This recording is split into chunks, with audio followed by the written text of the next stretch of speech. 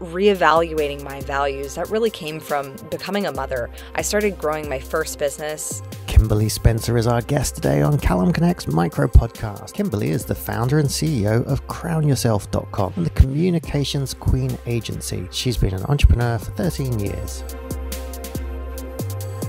A hurdle I faced as an entrepreneur was really looking at how I was making decisions, whether it was through my own personal value system or through the projected value system of society, which really comes from more of an industrialized model of being the doer, of being like hustle harder, work harder. And it wasn't until I was able to really examine my values and my priorities that actually was able to shift my business so that I was operating more as the visionary leader rather than as the constant doer, the constant one who had to be the one to solve the problems, the hero of the story, versus the one who gets to give my team agency and ownership to be able to solve their own problem. And it was in reevaluating my values that really came from becoming a mother. I started growing my first business. Well, it wasn't my first business. I've had 2 other businesses prior, but I started growing Crown Yourself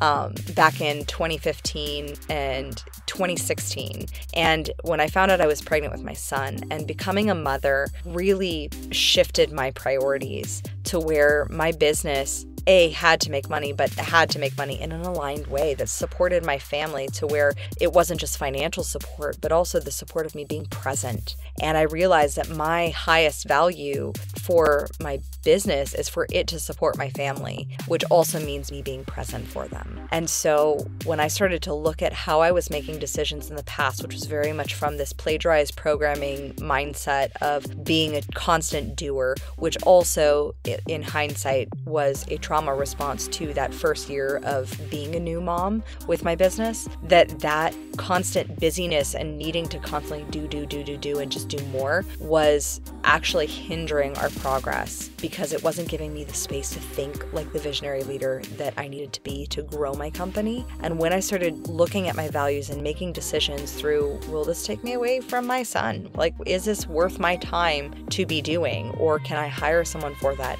That shifted completely the way I approached every single day of my business, to where I got to spend more time with my kids. I ended up having another kid and another business from that.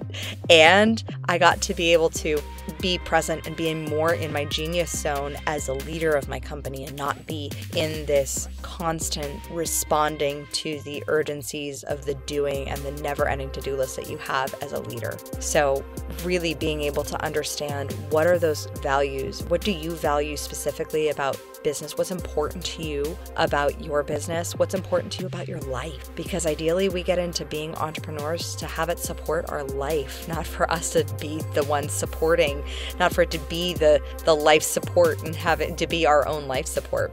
So being able to look at, why is this important to you? What is it that's important to you about your business? What is important to you about your family and your life? And then you can look at all of those. Then you can start to really consciously and intentionally make decisions that are in alignment with your highest self and your own unique subconscious success strategy. And you may just find, like I did, that you will end up becoming more successful because you do.